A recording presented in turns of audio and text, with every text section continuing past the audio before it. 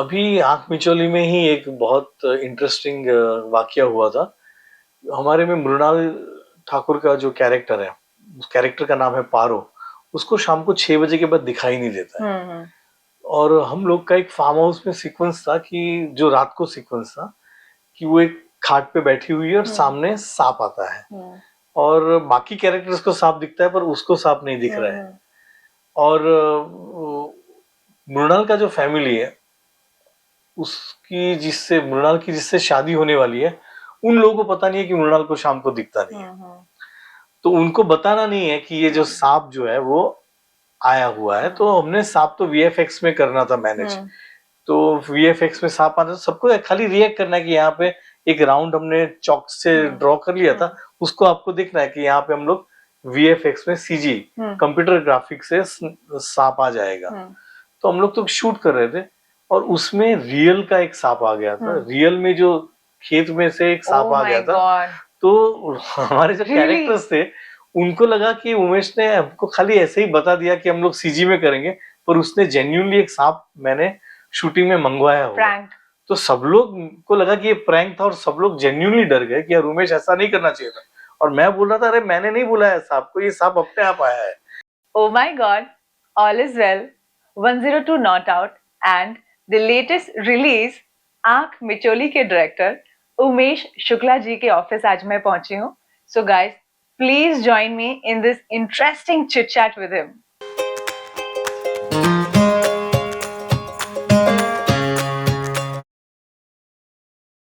Welcome to my show, Umesh ji. Hello Pooja, बहुत दिनों के बाद हम मिले हैं. जी. कैसे हो आप? Fine sir. Yes. तो अगर हम शुरू से शुरू करें तो मैंने एक आपके इंटरव्यू में देखा था कि सुना था कि आप बचपन में अपने पिताजी के साथ पंडिताई के लिए जाया करते थे. तो जब वो जाते थे तो तब आपको भी दक्षिणा में से कुछ मिलता था या एज अ इंटर्न ही आप काम करते थे? पहले शुरू तो सीखने के लिए किया था, तो एज अ इंटर्न ही रहते हैं। पर जब भी कोई बड़े महाराज मतलब पापा को अगर कोई दक्षिणा दे और उनको पता है कि मैं भी सबको तिलक करने गया था और नाड़ा छड़ी ऐसे बांधने गया था, तो उनको लगता है कि इनको भी कुछ दे देना चाहिए। तो कभी कभी 5 रुपए दे दिए, 11 रुपए दे दिए, ऐसा होता था। पर कभी कभी ऐसा भी होता था कि कई जगह नहीं मिलती थी, तो पापा हमेशा बाबू कहा करते थे कि वो पैसे के लिए, तो वैसे मैं भी नहीं करता था और वो भी नहीं चाहता था कि मैं पैसे के लिए कर रहा हूँ। पर तो एक हो जाता था कि हम जब शाम को अगर जैसे लक्ष्मी पूजन के लिए हमारे दिन में 10 पूजा हो या 12 पूजा होती थी, तो फिर शाम को हम कहीं नाश्ता कर लेते थे। तो ऐसे वो मुझे समझाते थे, सिखाने के लिए कोई एक क्या बोलते हैं प्रलोभन देना चाहिए। तो प्रलोभन ऐसा था कि शाम को बाहर अच्छा नाश्ता खाने मिलेगा, तो एक सादे डोसे में भी हमारा मन भर जाता था। तो आप ट्रीट करते थे फादर को कि वो पे करते थे बिल? ऑफ कोर्स वही पे करते थे। तो मतलब वो आपका पहला पे चेक कंसिडर किया जाए? हाँ, वैसा कह सकते हैं, यस। तो अभी भी मतलब अगर आपको मिले डैडी के साथ जाने के लिए तो?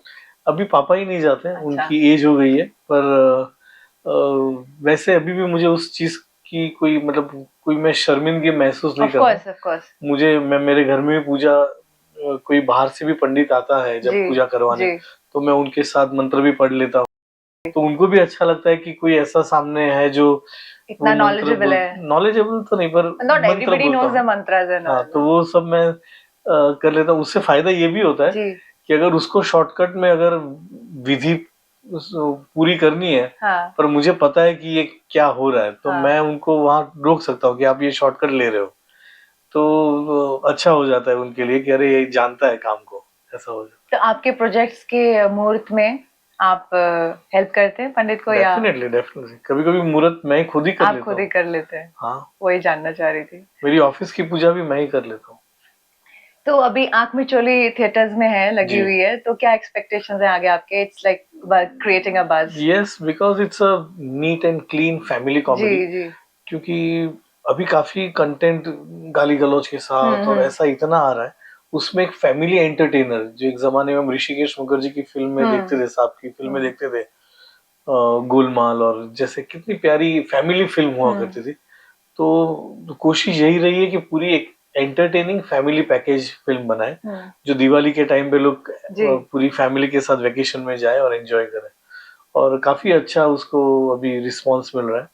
और दिवाली पे लोगों के पास अच्छे ऑप्शंस भी हैं, अच्छे this is like a option family film, तो ऑफ एकदम, कोर्स हाँ। To go and watch. There is no idle content, आपको किसी मतलब पापा और मम्मी साथ में बैठे तो नजर मिलाने में शर्म नहीं आएगी, ना माँ बाप को बच्चों को और बच्चों को माँ बाप से आंख मिलाने में शर्म नहीं आएगी। बहुत ही clean, neat, clean family entertainer है। 100% वेजिटेरियन कॉमेडी बोल सकते हैं। ओके। तो नेक्स्ट प्रोजेक्ट कौन सा है सर आपका? नेक्स्ट प्रोजेक्ट दो तीन है। एक थ्रिलर पे काम कर रहा हूँ जो काफी इंटरेस्टिंग है। एक सटायर है, वो भी बहुत अच्छा है। ह्यूमरस कॉमेडी एक सब्जेक्ट है, वो भी अच्छा है। वेब पे भी काम चल रहा है, वेब सीरीज पे भी काम चल रहा है। आपका फेवरेट जॉनर कौन सा है, कॉमेडी या थ्रिलर?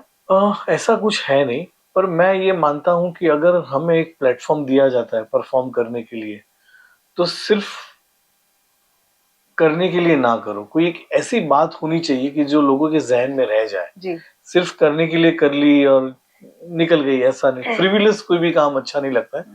कंटेंट ऐसा होना चाहिए कि जिसमें कोई एक बात ऐसी हो कि जो आप घर साथ में लेके जाओ या आपके साथ काफी सालों तक रहे, आपकी सोच या बदलने पे मजबूर करे या आपकी सोच जो है उसको और पुख्ता करे और उसको मैच्योर करे।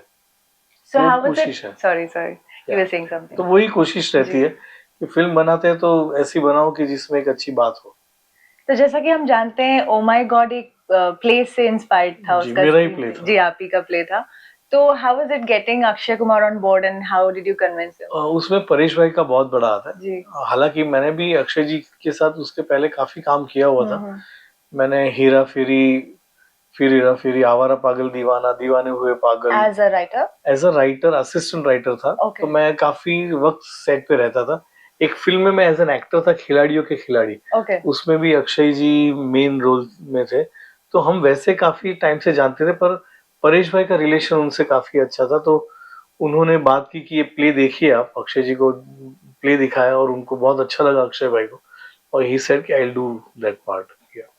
आपने 2 टीवी शोज भी किए हैं, एक तो स्टार बेस्ट सेलर्स, दूसरा क्या यही प्यार है।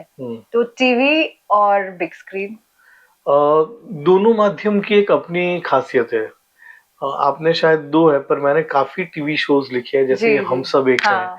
ये तारक मेहता का उल्टा चश्मा भी जो है, वो तारक मेहता का उल्टा चश्मा भी कंसीव जो था वो एज अ राइटर मैंने ही किया था, विथ आसिफ मोदी के साथ मिलकर। और जब ये ऑन एयर शो आया तभी क्रेडिट मेरी ही थी, पर उस वक्त मुझे एक फिल्म ऑफर हुई थी एज अ डायरेक्टर। तो फिर मैंने वो शो बोला कि अभी आप आगे कंटिन्यू कीजिए। तो वो कंसेप्चुअलाइजेशन जो था वो आसिफ मोदी के साथ मिलकर मैंने ही किया था उस वक्त। क्या प्लस है क्या माइनस है टीवी का, and what is good about films? TV का कभी कभी प्लस पॉइंट ये होता है कि हम जो कहना चाहते हैं, जिस तरह से कहना चाहते हैं, आप वो उतना आप एक्सपांड करके कह सकते हो। उसका नेगेटिव पॉइंट ये है कि कभी कभी वो जो है वो टीआरपी की वजह से कुछ ट्रैक, अभी ऐसा ट्रैक अच्छा चल रहा है तो वही ट्रैक को फिर लंबा करो, तो कभी कभी वो च्युइंगम की तरह लंबा खींच जाता है, ऐसा मुझे लगता है। तो जब से ये डेली का जो चक्कर हुआ, पहले वीकली था तो मैं काफी लिखता था, मैंने काफी शोज उस वक्त लिखे थे। पर ये जो डेली का चक्कर हो गया, उसमें मुझे थोड़ी कठिनाई होती है। मतलब जो लिखते हैं उनको मैं सलाम करता हूँ, सैल्यूट करता हूँ कि जो एवरीडे रोज इतना लिख सकते हैं। मुझ में वो काबिलियत नहीं थी कि मैं उतना सक्षम हूं कि उतना सारा कंटेंट मैं रोज का रोज कैरेक्टर को लिख पाऊं। और कहीं ना कहीं मुझे ये लगता था कि मुझे जब अगर मुझे कोई भी फॉर्मेट हो जिसका आदि मध्य और अंत हो, बिगिनिंग, मिड पॉइंट और क्लाइमैक्स हो, वो फॉर्मेट मुझे थोड़ा अच्छा लगता है। इसके लिए मुझे फिल्म और ड्रामा, अभी मैं थिएटर अभी भी कर रहा हूँ, अभी भी मेरे 2 प्ले चल रहे हैं। एक मैंने प्रोड्यूस किया है वेलकम जिंदगी, जो सौम्य जोशी ने लिखा है, डायरेक्ट किया है और एक्ट कर रहे हैं। और एक मेरा दूसरा एक प्ले चल रहा है माधुरी दीक्षित। तो प्ले भी मेरे कंटिन्यूअस चलते रहते हैं, पर वो मुझे इसलिए प्ले और फिल्म ज्यादा अच्छे लगते हैं क्योंकि उसमें एक मिड पॉइंट है, एक बिगिनिंग है, एक एंड है। एक क्राफ्ट को बांधने का जो मजा है वो आई थिंक प्ले और फिल्म में ज्यादा रहता है। ऑफ कोर्स टीवी बहुत ही पैसे देता है क्योंकि आपको रोज लिखना है, आपको रोज पैसे मिलते हैं। तो ऑफ कोर्स अगर पैसे कमाने तो टीवी भी बहुत ही अच्छा माध्यम है, और वहां पर भी आपका जो स्किल है वो बहुत अच्छे से खिल सकता है। तो play is your first love, ऐसे कह सकते हैं? फर्स्ट लव से ज्यादा मैं कह सकता हूँ कि पहले शुरू मैंने प्ले किए। जी। प्यार तो हम अपने हर बच्चों को सेम करते हैं, हाँ। वो अगर नाटक हो, फिल्म हो या टीवी हो, कुछ भी हो, सब बच्चे को हम इक्वली प्यार करेंगे। ऐसा नहीं कहते कि मैं बड़े बेटे को ज्यादा प्यार करता हूँ, छोटे को कम करता हूँ। कंसर्न दोनों के लिए बहुत बराबर ही रहती है। जब भी मेहनत लगती है तो दोनों की मेहनत भी करेक्ट ही लगती है। तो वैसा फर्स्ट लव नहीं कहूंगा, पर ऐसा कहूंगा कि यस, वो मेरी नींव थी जहां से मैंने शुरुआत की और उसको मैंने अभी भी कंटिन्यू किया है। कभी कभी लोगों का ऐसा होता है कि जब फिल्म में आगे निकल जाते हैं, कहीं और आगे निकल जाते हैं, तो प्ले नहीं करते हैं। मैं ऐसा नहीं मानता हूँ, मैं प्ले भी अभी नहीं करता हूँ। तो फैमिली के साथ अगर आपको फिल्म देखने बाहर जाना हो तो क्या जॉनर पसंद करते हैं? ऑफ कोर्स या फिर कॉमेडी? फैमिली कॉमेडी जो अच्छी रहती है। जी। तो मतलब आप ये देखकर फिल्म देखने जाते हैं कि वो बड़े स्टार्स की फिल्म है, या फिर मतलब कंटेंट अच्छा हो तो? कंटेंट एंड कंटेंट, जैसे बोलते हैं ना, एंटरटेनमेंट। तो मेरा हमेशा मानना है कि कंटेंट ही किंग है। जी। तो स्नैक का आपका फेवरेट कौन सा है? फेवरेट फिल्म स्नैक जो आप लेना पसंद करते हैं थिएटर में? थिएटर में of course popcorn, that's it. Yes, and चाय चाहिए मुझे। वो मुझे कभी कभी अंदर वो मशीन वाली चाय अच्छी नहीं लगती है। अच्छा। तो मैं बाहर टपरी पे, थिएटर के बाहर कोई भी एक टपरी मिल जाती है और चाय पी के फिर जाता हूँ फिर you go to watch the film. Yes. Sir, आप ऐसी फिल्म्स के लिए जाने जाते हैं तो जो कि थॉट प्रोवोकिंग और एंटरटेनिंग दोनों होती हैं, तो दोनों एलिमेंट्स में बैलेंस कैसे करते हैं? बैलेंस का ऐसा होता है कि कभी कभी ऐसा होता है कि कुछ अगर आपको बच्चों को दवाई खिलानी है, पर दवाई कड़वी होती है, वो खाते नहीं है, तो उसको आप पिपरमेंट का अगर रैपर दे दो तो वो ले लेता है और खा लेता है। तो वही मेरा वो रहता है कि अगर एक बात मुझे कहनी है जो थोड़ी ऐसी है कि थोड़ी तीखी है या थोड़ी अलग स्वाद की है, पर उसको अगर मैं अगर एंटरटेनमेंट का पूरा कोट करके उसको अगर ऑडियंस को दवाई दे दूं, तो उनको हजम भी हो जाएगी, वो हंसते भी रहेंगे और उनको जो मुझे कहना है वो मैं कह भी देता हूँ। तो बैलेंस इस तरह से करता हूं मैं कि उसको ह्यूमर का या एक अच्छी सेंसिबिलिटी का एक एनवायरनमेंट देके फिर वो मैं बात कह देता हूँ। जैसा कि हम अभी थोड़ी देर पहले बात कर रहे थे ओशो के बारे में, मैं आपसे ये शेयर कर रही थी कि जब मैं लो फील कर रही होती हूँ तो मैं ओशो को सुन लेती हूँ। हाँ। तो उनके जो ख्यालात, जो उसमें जो बागीपन है वो अंदर जो पनप रहे बागी के साथ मैच होता है, and then you feel boosted. तो आपको भी ऐसा फील होता है या आप उनके विचारों को दूसरे तरीके से लेते हैं, मतलब सिर्फ इंस्पायरिंग चीजें ही ग्रेस्प करते हैं? नहीं, इंस्पायरिंग चीजें डेफिनेटली, वो तो बहुत ही बड़े तत्वज्ञानी मैं कह सकता हूँ कि बहुत ही बड़े फिलोसोफर थे। मैं मतलब नीचे, फ्रॉइड, वो लेवल के उनको मानता हूँ। उनसे भी शायद एक दो चीजें बड़ी हो सकती है ओशो जी की। तो he had his own rational view about all the religions, and if you hear anything about him, like Osho on Krishna, Osho on Ram, Osho on Shiva, Osho on Kabir, Osho on Quran, उन्होंने सबके ऊपर अपना जो point of view बताया, जो अपने हिसाब से एक मतलब काबिले तारीफ चीज है। एट द सेम टाइम मैं जैसे, क्योंकि मैं ऐसे माहौल में बड़ा हुआ हूँ, मेरे घर में कर्मकांड जो होता है वो वैसा होता ही था, क्योंकि मेरे पिताजी, उनके पिताजी सब कर्मकांड का काम करते थे। तो मैं माहौल में ऐसे पैदा हुआ हूँ कि स्पिरिचुअल इंक्लिनेशन जिसको बोलते हैं वो मेरा हमेशा से ही रहा है। सो फिर मुझे उस हर चीज में जानने की बहुत मुझे बहुत मजा आता है जानने के लिए, और मुझे वो खींचता भी है टू दैट एक्सटेंट कि मैंने स्कूल में एक बार रामकृष्ण मिशन में एक कोई स्पीच कही बोली थी, इलेक्यूशन कंपटीशन थी। तो उसमें मुझे कोई थर्ड या ऐसा कोई प्राइज मिला था। तो उस वक्त पैसे नहीं देते थे, आपको सर्टिफिकेट देते थे और कुछ किताबें देते थे।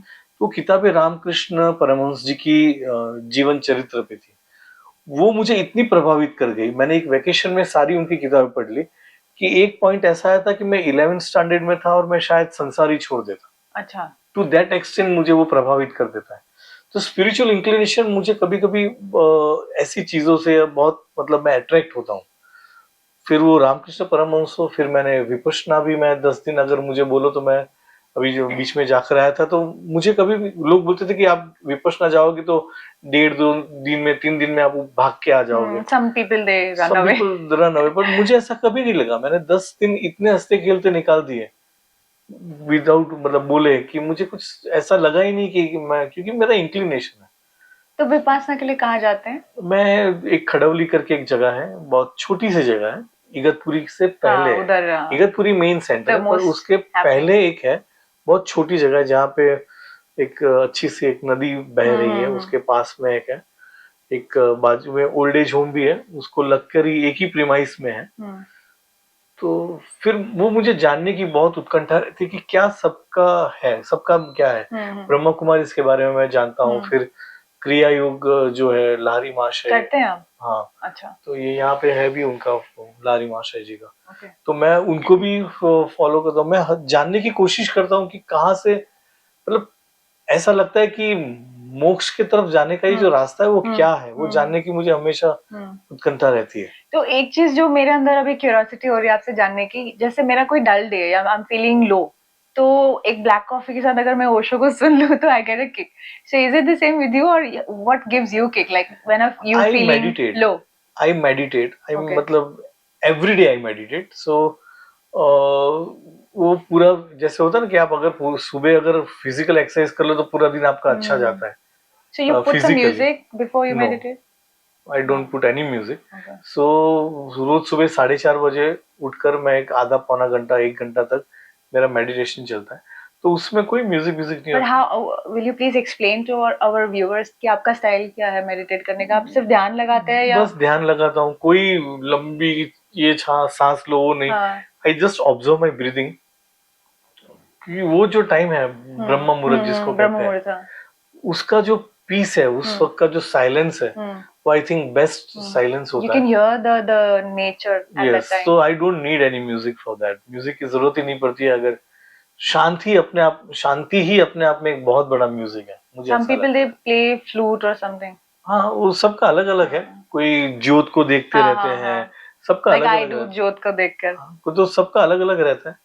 पर मुझे लगता है कि यहाँ जो तीसरी हमारी जो यहाँ वहां नेत्र अगर है, आप फोकस करें। हाँ, तो वहां से ये ब्रह्मास्त्र जब जाते हो सहस्त्रार तक, तो बहुत अच्छा लगता है। तो वही मैं कंसंट्रेट करता हूँ बस, और कोई कोई बड़ी चीजें नहीं करता हूँ ऐसे।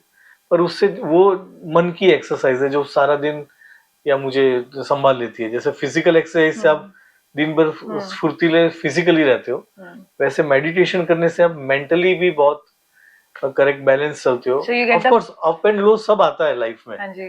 पर आप थोड़े बैलेंस हो जाते हो अगर आप मेडिटेट करते हो। So you get the full day dopamine. Yes, you can say that. तो जैसा कि आपने मेंशन किया ब्रह्म कुमारी के बारे में, मैंने आपका जी। एक YouTube पे इंटरव्यू भी देखा था, ब्रह्म कुमारी के पोडियम से आप बात कर रहे थे। How did it happen, like are you an active member, follower? Active member follower से मतलब मेरा ऐसा है कि एक बार मैं उनके एक शिवरात्रि के फंक्शन में गया था। फिर ऑफ कोर्स जैसे मैं क्यूरियस रहता हूँ, उन्होंने मुझे कहा कि आप 7 दिन का कोर्स क्यों नहीं करते हैं? तो मैंने इमीडिएटली कर भी लिया। मतलब मैंने उसको टाला भी नहीं था कि मैं बिजी हूँ, क्योंकि मेरा ही इंक्लिनेशन ये सब चीजों में ज्यादा रहता है। तो किया और मुझे बहुत अच्छा लगा, उनका पॉइंट ऑफ व्यू और वो सब बहुत अच्छा लगा। इनफैक्ट अभी हम लोग एक जो ब्रह्मा बाबा है, उनके ऊपर एक पूरा लाइट एंड साउंड शो भी कर रहे हैं। Okay. जो बहुत ही जल्द आबू में आप देख सकोगे। My mother will be very happy to hear this because वो follower हैं और अरे वाह, रोज करती है। उनको ओम शांति कहना। जी जी, I will. Mama, if you're listening, Om Shanti to you. Sir, अगर आपको कोई सुपर पावर प्राप्त करने का मौका मिले तो वो महाशक्ति कौन सी होगी? वो महाशक्ति मुझे लगता है कि महाशक्ति से मैं ये जो प्राप्त करना चाहता हूँ वो यही है कि बहुत सुकून से जी सकूं और लोगों को भी सुकून दूं। बहुत जो काम करना चाहता हूँ वो फोकस से करूं, अच्छा करूं। मेरा हमेशा सक्सेस फेलियर से ज्यादा अच्छे बुरे पे ज्यादा कंसंट्रेशन रहता है। तो जो काम हो बहुत ही अच्छा हो, और मेरा तो भला हो पर बाकी का भी, लोगों का भी भला हो। बस वही सुपर पावर से मुझे और कोई ऐसी कोई बदलाव इतना बड़ा नहीं लाना है। विश्व कल्याण। विश्व कल्याण का ही उद्देश्य रहता है कि वो अगर हो जाए तो बहुत बड़ी बात है। How was it working with Mr. Bachchan and Rishi Kapoor, sir? In 102 Not Out? Yes, it was a dream project for me, and it really happened because they said yes to me. तो वो मेरी खुशकिस्मती थी कि दोनों ने मुझे हाँ कहा और मैंने उनके साथ फिल्म बनाई। वो लोगों ने भी, वो दोनों भी 27 साल के बाद वो फिल्म में साथ में काम कर रहे, तो मेरे लिए बहुत ही एक ब्रिलियंट और बहुत ही अच्छा एनलाइटनिंग एक्सपीरियंस था कि दोनों को मैं डायरेक्ट कर पाऊं और दोनों से मैं कुछ सीख पाऊं, तो वो बहुत अच्छा एक्सपीरियंस था। अगर आपको किसी रिलीज्ड फिल्म के किसी कैरेक्टर को जो ऑलरेडी लोगों को पसंद है को डायरेक्ट करने का मौका मिले तो वो कैरेक्टर कौन सा होगा? Guide, guide, Dev Anand ji. देवानंद जी का character, what all you would like to change in him और the not same? Change in him but और भी काफी चीजें कह सकते थे, क्योंकि ये जो फिल्म जहाँ खत्म हुई थी गाइड, हाँ, वो कभी कभी मुझे लगता है कि हाँ ये तो उसका, जो आजकल जो सीक्वल का जो जमाना है, मुझे लगता था कि इसका पार्ट 2 होना चाहिए। तो कर सकते हैं हाँ अभी भी। मतलब, तो मतलब बहुत ही brilliantly written, brilliantly directed, brilliantly acted film थी, जो मतलब बहुत ही मतलब अच्छी थी। ऐसे इंग्लिश में भी काफी, मतलब लाइफ इज ब्यूटीफुल मुझे बहुत अच्छी लगती है फिल्म, जो बहुत ही प्यारी फिल्म बनी थी। काफी है। तो एक उसका एक्टर है as good at is gates में, जो जैक निकलसन जी का हाँ कैरेक्टर हाँ, था। Even I would like to have, I mean, lunch और dinner with him one day. वो मेरे बहुत ही पसंदीदा कलाकार है। That's what my next question was, like living और डेड, ऐसे कौन से डायरेक्टर होंगे जिनके साथ आप लंच या डिनर करना पसंद डायरेक्ट करेंगे? तो एक नहीं है, काफी है, क्योंकि बताए मैं ना खुद लिस्ट। फिल्म बफ हूँ। हाँ, मैं तो मतलब ऐसा फिल्म बफ हूँ कि मुझे मनमोहन देसाई जी की फिल्में भी अच्छी लगती थी, सत्यजीत रे, ऋत्विक घटक की भी फिल्में अच्छी लगती है, किस्लोस्की की फिल्म अच्छी लगती है। सब मतलब मैं इतना हूँ कि कोई अगर डेविड धवन जी के साथ भी मैं एक लंच डिनर कर लूँ, सबने अपना अपने जॉनर में इतना अच्छा काम किया है। विजय आनंद जी, मतलब बिमल रॉय, सब इतने बड़े बड़े डायरेक्टर थे, ऋषिकेश मुखर्जी, बासुदा, मतलब मैं इतना बड़ा फिल्म बफ हूँ कि आप राजकुमार हिरानी साहब, मतलब अनुराग बासु, सबकी मुझे एक एक फिल्म इतनी अच्छी लगती है। एक एक नहीं, काफी काम उनका अच्छा लगता है। पर ऐसा है कि मुझे जो ये इंडस्ट्री में काम कर रहे हैं और जो ऐसा काम कर रहे हैं कि जो जो लोग उनको सराह रहे हैं या उनको अप्रिशिएट कर रहे हैं, मुझे भी लगता है कि वो काम उतना अच्छा उन्होंने किया है, इसलिए लोग सराह रहे हैं, जी। इसलिए वो अप्रिशिएट कर रहे हैं। तो मुझे कभी ऐसा नहीं लगता कि यार यार ये क्यों ऐसा हो गया। जैसे यार राकेश ओम प्रकाश मेहरा जी की आप रंग दे बसंती दिलो, कितनी प्यारी फिल्म, कितनी मस्त फिल्म। तो मतलब डिनर अगर करना है तो मेरे तो फिर बुफे रखना पड़ेगा और सबको बुलाना पड़ेगा। और जो जिंदा नहीं है तो जब मैं वहां जाऊंगा तो उनको पूछूंगा कि भाई मेरे साथ डिनर कर लो, खाना खाए साथ में। बहुत आपकी फिल्मों ने मुझे एंटरटेन किया है और मुझे बहुत सिखाया है, तो मैं तो ऐसा कर लूंगा। तो वो कौन सी फिल्म्स हैं जिन्होंने आपको इंस्पायर किया है?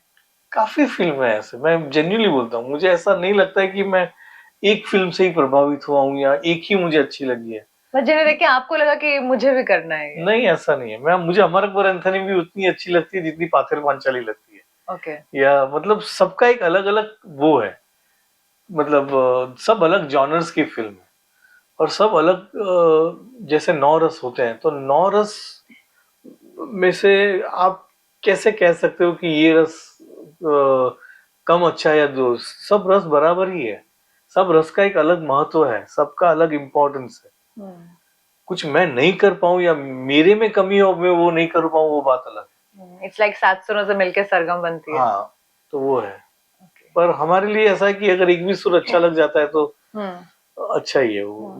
म्यूजिक के लिए आपका टेस्ट कैसा रहता है? आपकी फिल्म्स के लिए सूफी या जो आजकल चल जो रहा है, या मुझे लगता है क्लासिकल? कि नहीं, मुझे ऐसा लगता है कि जो कंटेंट के अनुरूप हो, स्क्रिप्ट की रिक्वायरमेंट हो, ऐसा म्यूजिक होना चाहिए।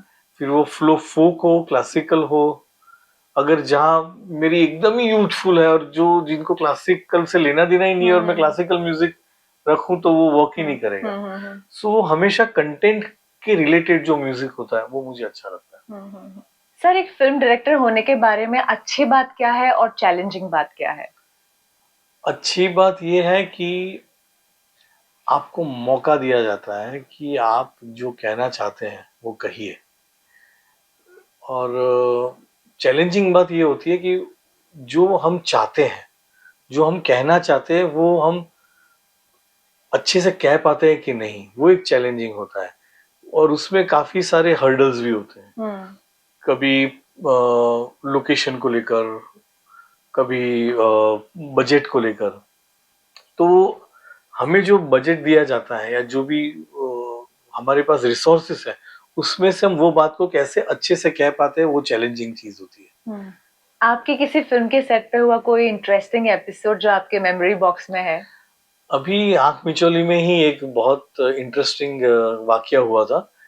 हमारे में मृणाल ठाकुर का जो कैरेक्टर है, उस कैरेक्टर का नाम है पारो। उसको शाम को 6 बजे के बाद दिखाई नहीं देता है। और हम लोग का एक फार्म हाउस में सीक्वेंस था कि जो रात को सीक्वेंस था कि वो एक खाट पे बैठी हुई है और सामने सांप आता है, और बाकी कैरेक्टर्स को सांप दिखता है पर उसको सांप नहीं दिख रहा है। और मृणाल का जो फैमिली है, उसकी जिससे मृणाल की जिससे शादी होने वाली है, उन लोगों को पता नहीं है कि मृणाल को शाम को दिखता नहीं है। तो उनको बताना नहीं है कि ये जो सांप जो है वो आया हुआ है। तो हमने सांप तो वीएफएक्स में करना था मैनेज। तो वीएफएक्स में सांप आता, सबको खाली रिएक्ट करना है कि यहाँ पे एक राउंड हमने चौक से ड्रॉ कर लिया था, उसको आपको दिखना है कि यहाँ पे हम लोग वीएफएक्स में सीजी कंप्यूटर ग्राफिक से सांप आ जाएगा। तो हम लोग तो शूट कर रहे थे और उसमें रियल का एक सांप आ गया था। रियल में जो खेत में से एक सांप आ गया था। तो हमारे जो कैरेक्टर्स थे, उनको लगा कि उमेश ने हमको खाली ऐसे ही बता दिया कि हम लोग सीजी में करेंगे, पर उसने जेन्युइनली एक सांप मैंने शूटिंग में मंगवाया हुआ। तो सब लोग को लगा कि ये प्रैंक था और सब लोग जेन्युइनली डर गए कि यार उमेश ऐसा नहीं करना चाहिए था। और मैं बोल रहा था अरे मैंने नहीं बुलाया सांप को, ये सांप अपने आप आया है। तो वैसा एक बार जेन्युइनली हुआ था, हमारे लिए सबके लिए सरप्राइजिंग था। वरना वो लोगों को देख के सांप एक्चुअली आता नहीं है, पर वो सांप पता नहीं कैसा था कि बिंदास वो चालू शॉट में आ गया था। मतलब आप लोगों ने इतना दिल से याद किया सांप को। तो एक ये बहुत ही अभी अच्छा इंटरेस्टिंग आंख मिचौली में किस्सा हुआ था। और एक हम स्विट्जरलैंड में शूट कर रहे थे ग्लेशियर 3000 पे, मतलब 3000 हाइट पे। इतनी ठंड थी, -10 था। और मृणाल को बहुत ही मतलब वो मिनी स्कर्ट पहन के उसको उसमें चलना था, तो उसको बहुत ठंड लग रही थी। मतलब जैसे ही शॉट खत्म हो कि उसको 2-3 लेयर्स पहना देने पड़ते थे। और अभिमन्यु जो है वो हंस रहा था उसको देख के कि देखो कैसे लग रहा है ना, हीरोइन बनना इजी नहीं है, ये है वो है। और मैं देख सुन रहा था कि अभिमन्यु कब से उसकी खिंचाई कर रहा है। एक शॉट शुरू होने से पहले मैंने, मतलब वो लोग वहीं खड़े थे, मैंने अभिमन्यु को, अभिमन्यु एक काम कर, तू है ना खाली जीन्स पहन, ऊपर का शर्ट और जैकेट और सब कुछ निकाल दे, तू बैर बॉडी चल के आएगा। तो फिर मृणाल जोर से हंसी, अभी तू करके दिखा विदाउट शर्ट। पर he that boy give me that shot. उसने सारे कपड़े मतलब खाली जीन्स पहना था और बैर बॉडी पूरा -10 डिग्री में वो चल के आया था।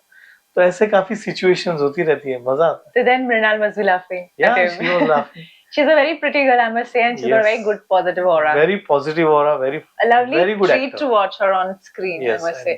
I saw her in one of the shows. I think Kapil Sharma या किसी शो में देखते instant connect होता है. Positive vibe. Very yes, very nice. Yeah. Bachchan साहब के साथ बहुत एक अच्छा इंटरेस्टिंग किस्सा हुआ था। चिंटू जी के साथ भी, मतलब 102 नॉट आउट में वो जो फिल्म में उनका कैरेक्टर दोनों का गुजराती फैमिली दिखाया था। तो मैंने उनको कहा कि गुजराती फैमिलीज में हम लोग घर के अंदर चप्पल नहीं पहनते, हम लोग ऐसे ही चलते हैं। I have removed my chappals out. I came here to your studio, तो वो the boy told me बाहर उतार दो। मैंने कहा अच्छा ठीक है। तो हम घर में भी नहीं पहनते, लोगों के घर में बहुत आम चीज होती है। We have like घर के स्लीपर्स अलग, बाहर का अलग, but then अंदर भी पहनते हैं, like नीचे ठंड लगती है ना पैर में, इसलिए। ठंड लगती है तो बात अलग है, पर मुंबई में ठंड कहाँ लगती है, तो हमारे घर में ऐसे नहीं होता है। तो मैंने कहा कि आपको चप्पल नहीं पहनने हैं शूटिंग में जब अंदर आओ। अभी मैंने बोला कि लेकिन जब मिड शॉट हो उसमें आप पहन सकते हो, क्योंकि उसमें तो दिखना नहीं है, आपके चप्पल नहीं दिखने। पर दोनों एक्टर इतने मतलब सुलझे हुए, मतलब उनके बारे में क्या हम बोले, कि उन्होंने कहा कि मिड शॉट हो या कोई भी शॉट हम नहीं पहनेंगे, क्योंकि हम अगर चल के भी आ रहे हैं मिड शॉट में तो वो वॉक जो चप्पल वाली होती है और विदाउट चप्पल होती है उसमें फर्क आ जाता है। तो इतना डिटेलिंग में दोनों ने काम किया था कि दोनों हमें संभालना पड़ता था कि कोई नीचे किल्ली ऐसा कोई ना पड़ा उनको लग जाए। हम लोग ध्यान से वो रखते थे, क्योंकि वो अगर चल के आए और उनको लग जाए तो बहुत इश्यू हो सकता है। पर दोनों ने पूरी फिल्म में घर के अंदर जूते चप्पल नहीं पहने थे। तो वो उनकी महानता थी कि क्लोजअप में और मिड शॉट में भी वो चप्पल नहीं पहनते थे, क्योंकि उनकी जो वॉक थी उसमें फर्क पड़ता है। तो ये बहुत ही मतलब उनसे सीखने वाली बात भी होती है। गाना गाते हैं आप? वैसे कभी कभी गुनगुना लेते हैं। हाँ। जैसे जैसा माहौल होता है वैसा। हाँ जी, तो गुनगुनाएंगे कुछ? नहीं, आज नहीं। उसके लिए कैरियोके चाहिए, कुछ सुर देने वाला चाहिए, तो थोड़ा बहुत निकल जाए। You have as a native place or you're born and brought up in Mumbai? Born and brought up in Mumbai, but yes, I do have a native place. Gujarat में ही है। Where? सिद्धपुर में हमारा घर है। How often do you visit? एक साल में एक बार तो हो जाता है। Visit there to visit your like ancestral house or? My house also and surrounding also. The farms and all? Farms नहीं है, पर घर है अच्छा। Okay, okay. पर वहाँ अच्छा लगता है, जाओ उसके आसपास रहो। The food, the authentic Gujarati food which you get there. Yeah, so which is the best, like since you're a Gujarati, best Gujarati food? I'm a very foodie, so I like all dokla, khakra, thepla, dal dhokdi is my favorite. So which one do you cook? I don't cook. Which one do you like your wife to cook? Yes, wife, mother, yes, they cook very well. Which dish घर पे? घर पे मेरी mummy मूंग की दाल का शीरा अच्छा बनाती है। मेरी वाइफ जो है वो मुझे गुआर जो है बहुत पसंद है, तो उसकी सब्जी अच्छी बनाती है। शी मेक्स वेरी गुड डान शाक ऑल्सो। What is जो it? पारसी फूड है, पर she really makes it well. मैं बहुत फूडी हूँ, तो उसको पता है कि मुझे अगर लेबनीज भी अच्छा लगता है तो शील make falafel also for me. And तो सर आंख मिचौली कैसे शुरू हुई, कैसे कहानी आई, किस तरह से एक्टर्स ऑन बोर्ड आए, पूरी जर्नी के बारे में हमें बताइए। जर्नी के बारे में ऐसा है कि ये एक्चुअली रियल लाइफ इंसिडेंट है। ओके, किसका? मेरी बहन के साथ ये किस्सा हुआ था कि उसका एक रिश्ता तय हुआ था, और महालक्ष्मी जो स्टेशन है उसके पास, रेसकोर्स के पास, एक बहुत ही रिच फैमिली में उसका रिश्ता हमने पहले तय किया था, और वो अरेंज मैरिज सिस्टम था। तो वो फैमिली ऐसी थी कि वो मेरी बहन रोज वो घर पे ऐसे ही हफ्ते में 2-3 बार ऐसे ही जाती थी मिलने के लिए उनको, शादी से पहले। तो होता है ना, एंगेजमेंट होती है तो फिर आप मिलने जाते हो। तो मिलने जाती थी तो वो हमेशा जब भी वो 4 बजे जो बजते थे तो उनकी फैमिली बोलती थी अब आप जाओ, घर जाओ, तो शाम को ट्रैफिक हो जाएगा, आपको ट्रेन में भीड़ मिल जाएगी। तो मेरी बहन को लगता था कि बहुत ही कंसर्न लोग हैं कि मुझे बोल देते हैं। पर फिर जब भी वो लड़के के साथ जब बाहर कहीं जाते थे, लंच डिनर पे या वैसे, या कहीं शाम को निकलते थे, तो लड़का भी जो था 4 बजे तो बोला कि आप जाओ, घर जाओ, फिर ट्रैफिक हो जाएगा। तो लड़के को मेरी बहन को लगता था कि यार ऐसा कैसा ये लड़का है, मतलब 4 बजे बोलता है घर जाने को। हम तो, मेरी सिस्टर रिक्वेस्ट करती थी कि हम डिनर करते हैं ना, फिर आप मुझे घर पे छोड़ देना, क्या फर्क पड़ता है, आप सेंटा क्रूज आके मुझे छोड़ देना। तो लड़का बोलता नहीं, फिर कौन उतना गाड़ी लेके चल के आऊं, फिर मैं चल के जाऊं। मेरी बहन को डाउट हुआ कि लड़का कुछ गड़बड़ है, कुछ गड़बड़ कर रहा है ये। तो फिर जो था, हम लोगों ने प्रैंक खेला उस वक्त कि वहां ब्रिज कैंडी पे एक अमरसंस करके बहुत बड़ा सुपर स्टोर हुआ करता था, अभी भी है शायद। तो वहां पे मैंने मेरी बहन को बोला कि आप शॉपिंग करते करते कहीं गायब हो जाना, हम देखते हैं लड़का क्या करता है। तो 4-5 बजे वो मेरी बहन कहीं गायब हो गई और हम लोग उसको ऑब्जर्व कर रहे थे, और देखा कि 5-5:30 बजे वो लड़का छटपटाने लगा, और लड़का जो था वो भाग के घर चला गया। फिर लड़की और हम, मतलब बहन और हम लोग उसके घर पे गए कि तुम ऐसे कैसे बहन को छोड़ के जा सकते हो। तब वो फैमिली ने बताया कि उसको शाम को 6 बजे के बाद दिखता नहीं है। लड़के को या एंटायर फैमिली को? नहीं, लड़के को नहीं दिखता है। तो फिर रिश्ता तो हमने तोड़ दिया, क्योंकि पहले बताया होता तो बात अलग थी, बताया नहीं था और झूठ पे पूरा ये था।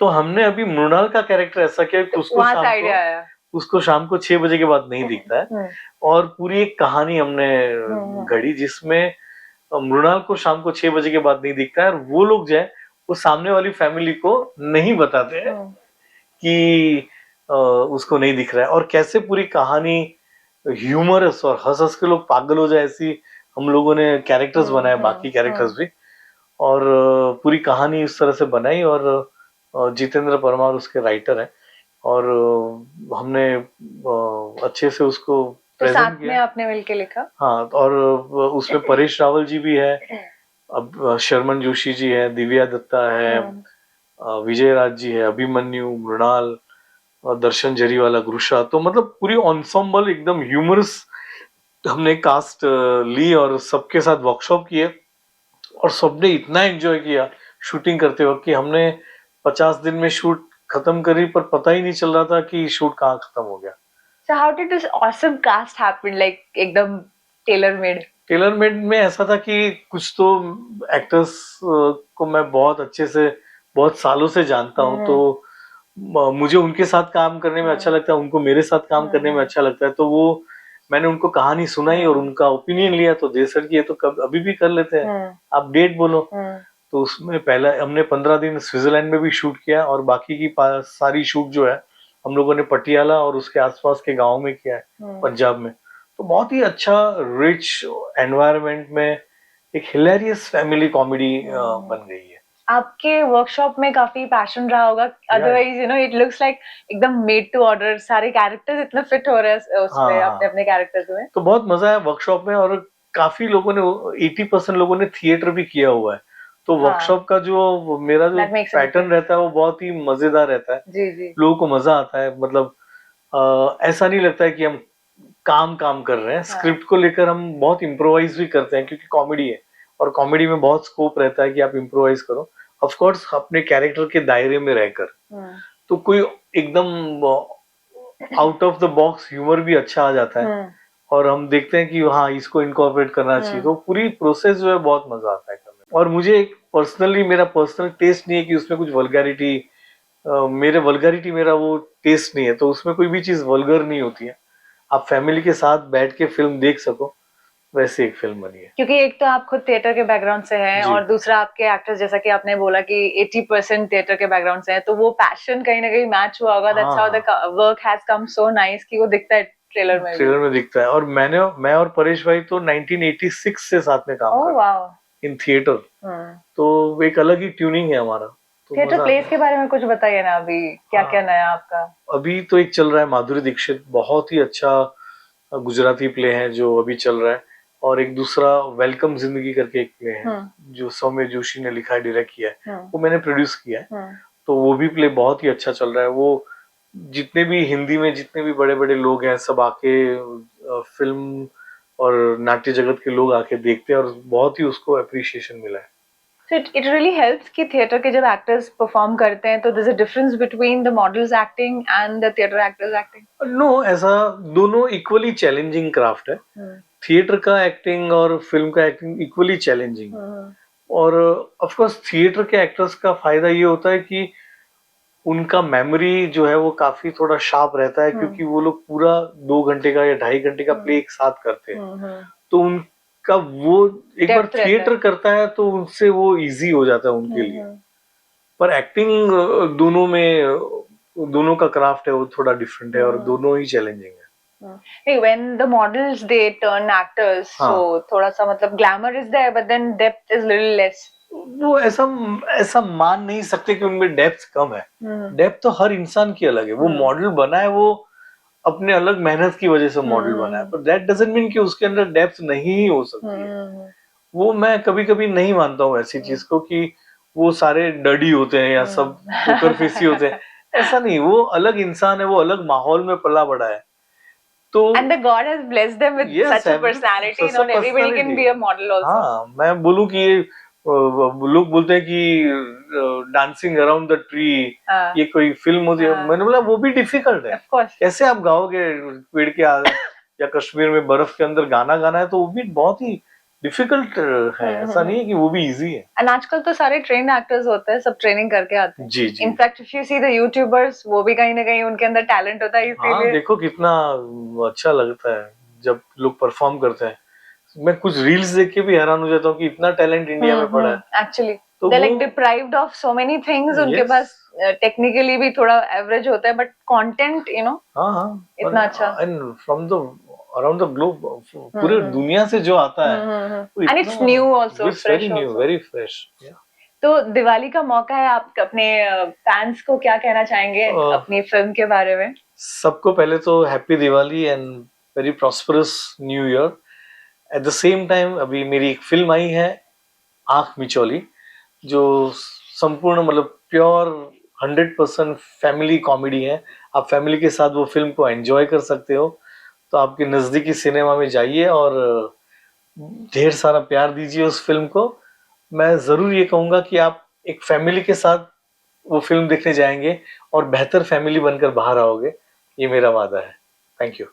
Thank you so much Umesh ji for being there in my show. आपको बहुत सारी शुभकामनाएं मेरी तरफ से आपकी फिल्म आंख मिचौली के लिए, and a happy Diwali. Thank you and it's likewise. मुझे भी इतना ही मजा आया पूजा आपके साथ और सर आपके साथ। You are too good person. बहुत अच्छी आत्मा दिख रहे हैं और आप लोग ऐसे ही अच्छे अच्छे कंटेंट लाते रहिए, लोगों तक भेज दीजिए। Happy Diwali to both of you thank you so and much to my sir. Viewers also. Thank you. Blessings are required. Thank you. Thank you. आप सभी को दिवाली की बहुत बहुत शुभकामनाएं। अपने आसपास के लोकल प्रोडक्ट्स को अपनाएं और #वोकल फॉर लोकल को प्रमोट करें। हैप्पी दिवाली।